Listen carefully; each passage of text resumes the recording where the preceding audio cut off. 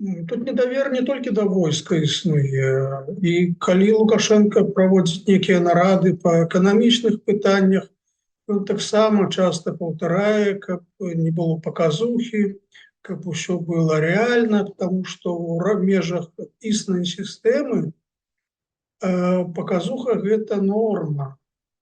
Бо людзі арыентаваныя не на вынік, а на тое, як будзе ацэнена гэтая сітуацыя з боку Александра Лукашэнкі. Ён гэта разумее і таму увесь час баіцца такіх падвохаў, і таму увесь час паўтарае, каб не было паказухі, увесь час стварае нейкія дадатковыя механізмы, каб правяраць сапраўднасць і несапраўднасць такіх дзеянняў.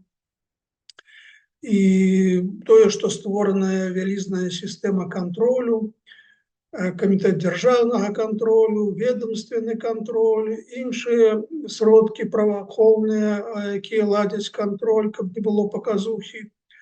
Гэта ў рамках гэтай сістэмы, гэта абсолютно, значыць, адэкватна, і калі б не было таких двойных, тройных праверак, то паказуха была значна большая.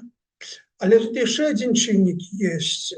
Мне падаецца, тут пэўную ролю адыгрывае досвед Расіі. Вось у Расіі зараз чарговым разам узарвалася ракета «Сармат».